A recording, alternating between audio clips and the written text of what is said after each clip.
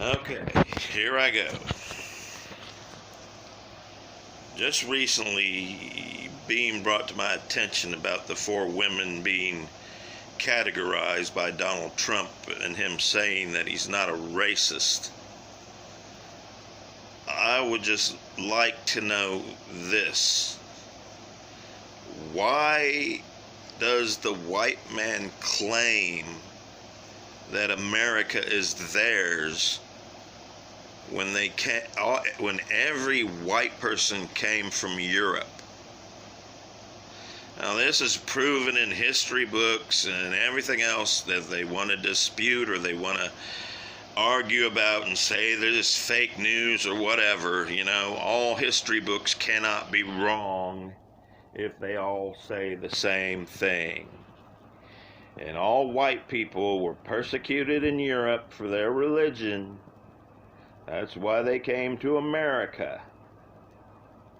When they got to America, they decided that they would impose their religion on the American Indian and tried to annihilate the American Indian. Then they tried to enslave black people. I guess because the people did it in the Bible, whatever, it doesn't really matter, because we're talking about ownership of America here. And so now we're trying to frame Mexicans who are just trying to come across the border to work, or from people from other countries trying to escape persecution, illegal persecution in their country. And so they come to the United States to try to find a better life, but now we have a president who says that you can't come across our borders. And I would just like to know why. You were allowed to come across the border, or maybe not you, but your relatives, and that's what we're talking about here. And when your relatives came over, you tried to annihilate a group of people. Now, the people that are coming across from down south that want to cross the Mexican border, they're not all criminals, nor are they trying to assemble to annihilate a group of people.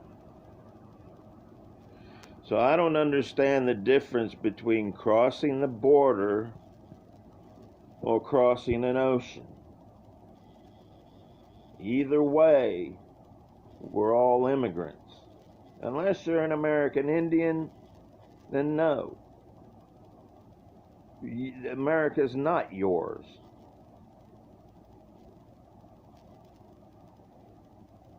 And so I don't understand why this isn't being brought up more. Because there is no ownership of America. If anything, we took it and we stole it from the Indians, and we gave them, a few casinos and some government money to shut them up. We have a president who's obviously a racist, no matter how they want to defend it, no matter how they want to describe it. When you have a man that's running the United States that has nobody of color in his cabinet except for a crooked Chinese woman and her asinine husband,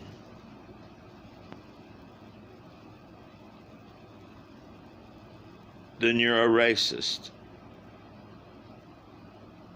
Nobody of color in his cabinet,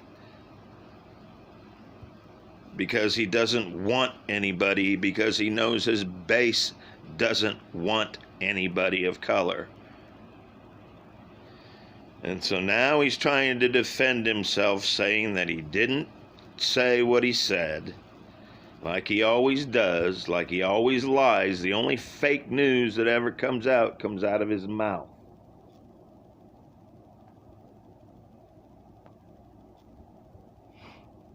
And there's a reason that his base is 35% is because they're all colorblind.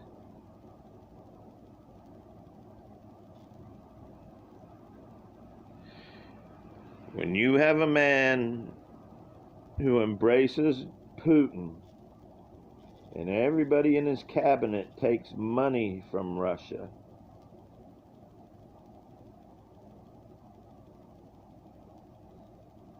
and the way China treats Muslims, putting them in the same type of internment camps that we're trying to do to Mexico. When you have an Israel who turns to anti-Jewish people to enforce their laws, but yet want to call people who see this as Trumponian, what the hell you want to call it. They're just as racist. That's why Donald Trump embraces them. That's why they call the Netanyahus the Trumps of Israel. When you have our top evangelicals embracing Donald Trump, a man who's been married twice, 3 times, divorced twice, has children by numerous wives, paid off 2 porn stars, continues to insult women,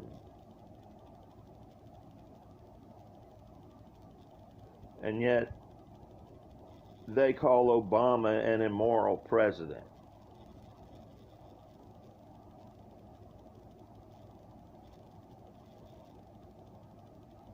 I don't really care, because in 10 years I'm not going to be here. And it really doesn't matter to me. America, you get what you get. Bill Maher said it over and over again, and Democrats are so stupid when it comes to elections. But this is your chance again. And I say, when we need to learn from the black women of Alabama who came out in 99% and defeated a racist pedophile who thought it was okay as long as you asked their mama for their permission, that it's okay to date a 14-year-old, and that they only beat him by 1%, and yet 99% of them came out. It shows you what we need to do as far as getting out during the election. Because if you sit on your asses, you get what you deserve. Like I said, I won't be here, so it doesn't really matter to me. But if you want to continue to put up with the oppression, the racist, the discrimination, the violence, then put up with it. Just don't bitch about it. That's why I made this video. It's because I'm tired of it. My mom was in an internment camp. And if they don't want to call them internment camps, then they can call it whatever they want. I would just ask people to go back and look at those tapes from those days when we enslaved Japanese in internment camps, and tell me what the difference is. The difference is the Japanese probably had it a little better back then, because hatred wasn't on the grand scale that it is today. But for children to be separated from their parents, and for the president to be allowed to do and say what he wants without fear of reprisal from anybody, because he knows he has a base that'll back him. And you're a Republican, like that senator said from Arizona or wherever it was, if you're a Republican and you back this president, you're a coward. You don't have a backbone to stand up for yourself, because you're afraid of his base and what they might do. So you'd rather shut up and not say anything and allow for it to happen. And believe me, on Judgment Day, you'll be just as guilty as the guy who says something or does something. Because it's like I said, on Judgment Day, all you people who think this president is right, and all you top evangelicals, and this is what I'll say about our evangelicals today again.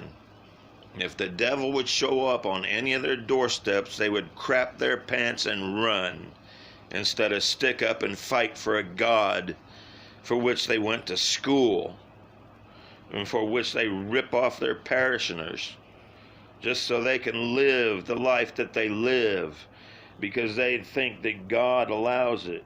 You know, Judgment Day, I hope I have a front row seat, just so I can see them all crapping their pants, when they should be taking care of their flock instead of kissing the ass of a dictator. So in the end,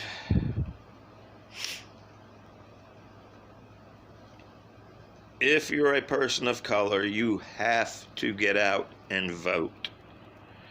Don't sit on your asses, because he has a base of 35% that will get out there and vote. If you haven't learned anything from the black women of Alabama, let me repeat it again. They came out at 99% and only won the election by 1%.